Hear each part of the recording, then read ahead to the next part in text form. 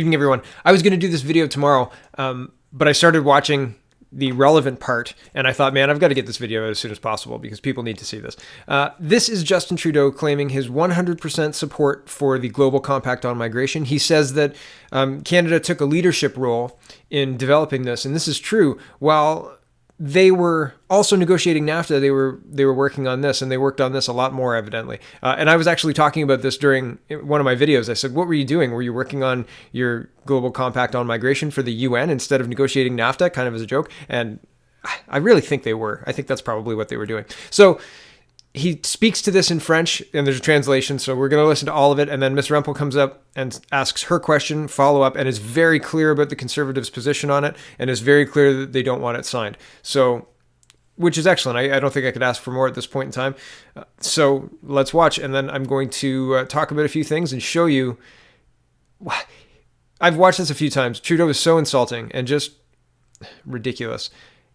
Through this whole question period, not just with this, through the whole question period, he's awful. But with this specifically, he's terrible. So let's listen, and I'll tell you what I think after. On migration, because the Prime Minister has allowed some 38,000 people to illegally enter Canada from the U.S., thereby degrading our borders and asylum system. Will the Prime Minister commit to fixing this agreement with the safe third country, and will it withdraw from the UN Global Pact on Migration? The Honourable Prime Minister. No, Mr. Speaker, we will not be withdrawing from the UN Global Pact on Immigration. It's essential to continue to show respect for immigration, our understanding that immigration and accepting refugees must be done. We are a country that has been built on accepting people who came here to build a better life. We have a population that supports immigration because they know that we have a robust and safe system. Even with irregular crossings, we continue to enforce our immigration policies. Yeah. Except people who have reached the safety of upstate New York are not the world's most vulnerable people, Mr. Speaker. The UN Global Compact on Migration directs the countries to, quote, sensitize media on what to say with regard to immigration. Now, and given that this Prime Minister disparages, name calls, bullies anyone who dares to question his severe inability to manage Canada's borders or manage the integrity of our asylum system, Conservatives oppose the signing of this agreement. Will the Prime Minister withdraw Canada from this agreement and close the loophole in the Safe Third Country agreement? Prime Minister. Mr. Speaker, the world is seeing unprecedented levels of men, women, and children displaced by war and by persecution. Our government is proud to have taken a leadership role on the Global Compact. This is the first time the international community has worked together to develop a comprehensive set of principles to better manage this phenomenon. It is disappointing to see the Conservatives engage in peddling rebel media conspiracy theories while we work with the international community to protect our robust immigration system. Honourable member for Calgary Rocky Ridge. All right, and so the whole question period is really that condescending and that terrible, and just he's awful, awful, awful, awful. So he says we will not withdraw. It's essential to show respect for refugees and people, migrants, for whatever reason. I'm not sure why. He gives no reasons, so whatever. He says that the population supports this, and we continue to enforce our policies despite illegal border crossers, despite all these 38,000 people that have crossed our border irregularly. We don't have a budget to pay for the hotel rooms they're staying at. Our system works and our population is in support of it, is what he believes. I think he truly believes it. Like, I think that he does. Although there's some points in this where he's reading from a script, and it's very clear that he's reading from a script. He stumbles. It's terrible to watch. He says the compact. Michelle says the compact directs countries to censor media and shape opinions in a positive way of immigrants. And she says, you know, what's going on? You have to. She doesn't say you have to remove us. She says that the Conservatives don't support it being signed, and so on. And Trudeau responds that Canada is taking a leadership role in crafting the compact on migration, which is true. And you can. There was a video that I mentioned it. I may link in the description. We'll see. And this is the first time the globe has worked together to better manage all of this movement, etc. And then he says he's disappointed that the Conservatives are peddling rebel media conspiracy theories. And what an absolute just garbage heap of an answer. Just It's disturbing that a prime minister has this much support in the background there. Look at these people. These people do not have their critical thinking hats on. Okay. If you have a population of 37 million and you flood it with triple the population, that's a bad idea for any country. Any country. Please make me an argument that tells me different. Any one of you people here. Okay. But that's not the point I wanted to make. I wanted to show you this. Angela Merkel defends the UN Migration Pact, rejects nationalism in its purest form. And there's a bunch of other articles that came out around the same time. So it looks like everybody got their orders. Uh-oh, the public woke up. They heard about this, guys. What do we say? What do we say? So the splits are becoming very obvious. Guess what? France supports it too. Canada, Germany. And there's a whole bunch of people who don't support the compact on migration. And we're going to look at all of them really, really quickly because I don't have a lot of time tonight. Like I said, I was going to do the video tomorrow. So Australia refuses to sign UN Migration Pact, citing risks to turnbacks and detention. And this is being reported by The Guardian. Netanyahu, Israel will not sign global compact for safe, orderly, and regular migration. And this is Ynet, but this is widely reported as well. I was just going quick to find links to all of these to show people.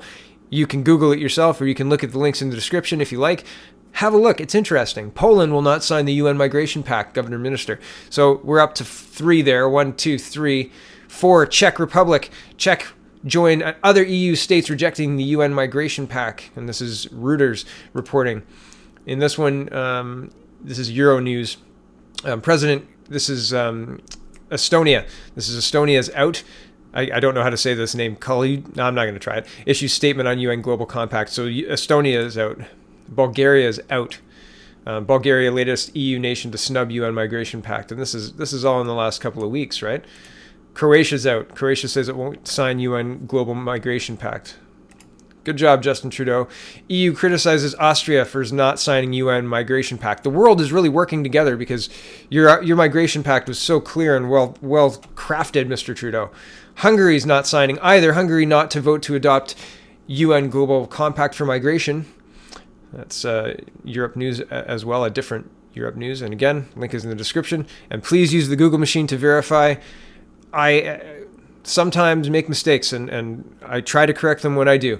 So the Washington Times reporting that the United States is gaining allies in fight against UN agreement on migration. And the United States was the first country to say, yeah, we're not signing this. We're not handing our country over. And in that same speech, President Trump makes the case that you can help 10 refugees or people in need in their home region for the same price as one refugee being brought to the United States. And that number is much higher for Canada because it's much more expensive to bring people here because we give them more monetarily, et cetera, than the United States does. So it's expensive, and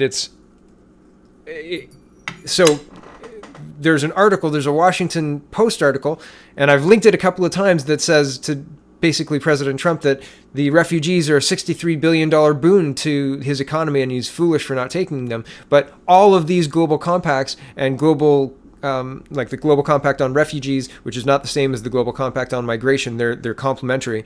The Global Compact on Refugees says refugees are really, really expensive for Turkey and Lebanon and all these things. The whole reason the Global Compact on Refugees was crafted was to ease the pain of these quote frontline countries and quote share the burden, right? So, and this is all in other videos I've done much more in depth, but that's the main point. They're saying on one hand it's really expensive until you factor in the West, and in the West they're they pay for themselves a couple of times over really quick, just like that Iraq war, right? It's going to be a year, and then we're going to have all that oil. It'll pay for itself like 3 or 4 times over. By 2005, we're going to be rolling in oil money, right, guys?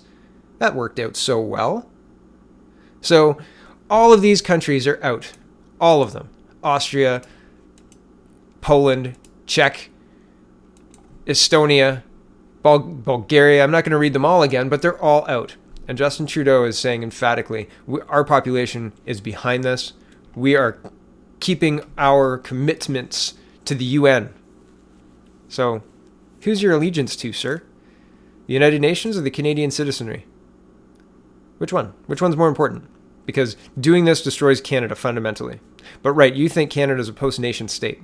And I didn't know, I think, what that meant in 2015. Or I didn't know what you meant by that in 2015. I know what you mean now. And it's terrifying. And every single Liberal MP should be crossing the floor now. Now that we know, naked. He's plainly saying, I'm going to open the border.